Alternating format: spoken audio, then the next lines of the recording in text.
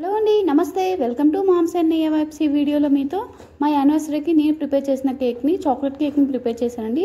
ఎలా ప్రిపేర్ చేశానో మీతో షేర్ చేసుకోబోతున్నాను. నేను పిల్స్బరీ వారి చాక్లెట్ మిక్స్ని తీసుకున్నానండి. చాక్లెట్ ఫ్లేవర్ మిక్స్ని తీసుకున్న తర్వాత ఇది 159 గ్రామ్స్ తీసుకున్నాను. అండ్ అలాగే కాస్ట్ 104 రూపీస్ అండి. ఇక్కడ 135 ఉంది కానీ 104 రూపీస్. సూపర్ మార్కెట్లో మనకు అవైలబుల్గా ఉంటుంది. దీనికి కావాల్సిన ఇంగ్రీడియంట్స్ ఈ మిక్స్ అండ్ అలాగే మిల్క్ అండ్ అలాగే 2 టేబుల్ స్పూన్ల ఆయిల్ అండి. ఇప్పుడు ప్రాసెస్లోకి వెళ్ళిపోదాం.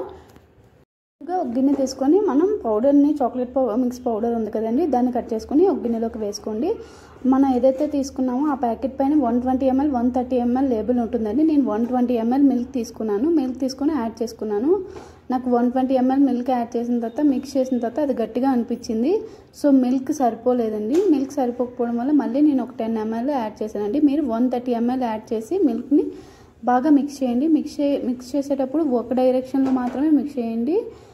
ఓకే, క్లాక్ వైజ్ డైరెక్షన్లోనే. అలా మిక్స్ చేయడం వల్ల మనకి కేక్ అనేది ఫ్లఫీగా వస్తుంది. అండ్ అలాగే బాగా మిక్స్ చేసుకున్న తర్వాత ఈ బ్యాటర్ కన్సిస్టెన్సీ అనేది మనకి మరీ థిక్గా కాదు, మరీ పలుచగా కాదండి. మనకి దోశ ఉంటుంది కదా, దోశ బ్యాటర్ లాగా మరీ అంత పలుచగా కాకుండా దానికన్నా కొంచెం థిక్గా ఉంటే సరిపోతుంది. ఇప్పుడు ఇందులోనే ఆయిల్ యాడ్ చేసుకోండి. 2 టేబుల్ స్పూన్ల ఆయిల్ కూడా యాడ్ చేసుకోండి.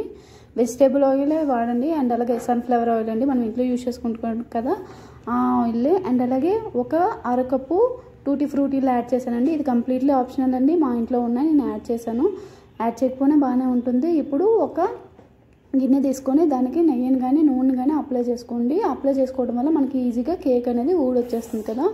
ఇప్పుడు నెయ్యిని మొత్తం యాడ్ చేసుకున్న తర్వాత మనం మిక్స్ చేసి పెట్టుకున్న ఈ బ్యాటర్ని అంతటిని కూడా ఆ గిన్నెలో యాడ్ చేసుకోండి. గిన్నెలో యాడ్ చేసుకుని ఒకసారి గిన్నెని ట్యాప్ చేయండి ఒక 2 to 3 టైమ్స్. మధ్యలో ఏదైనా ఎయిర్ బబుల్స్ ఉంటే అవి పోతాయి. అండ్ అలాగే ఈవెన్గా స్ప్రెడ్ అయ్యి మనకు కూడా కేక్ మంచి షేప్లో వస్తుంది.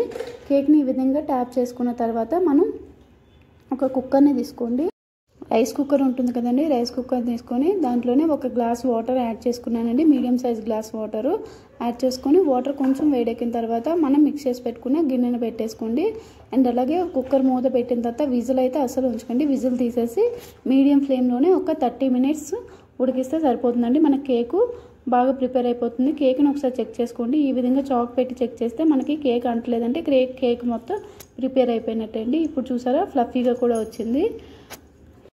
ఇప్పుడు నేను కేక్ని డెకరేట్ చేయడం కోసం నేను 2 డైరీ మిల్క్ చాక్లెట్లు తీసుకున్నానండి. డైరీ మిల్క్ చాక్లెట్లు తీసుకొని మెల్ట్ చేసుకోండి. మెల్ట్ చేసుకున్న తర్వాత దాన్ని మనం ముందుగా ప్రిపేర్ చేసి పెట్టుకున్న కేక్ ఉంటుంది కదండి, ఆ కేక్ పైన కొంచెం కొంచెంగా అప్లై చేసుకోండి. అప్లై చేసుకోవడం వల్ల మనకి ఈ చాక్లెట్ ఫ్లేవర్ ఇంకా యమ్మీగా ఉంటుంది చాక్లెట్ అనేది. అండ్ అలాగే ఒక స్కేల్ తీసుకొని సైడ్స్ కూడా స్ప్రెడ్ చేసుకోండి చాక్లెట్ మొత్తాన్ని కూడా.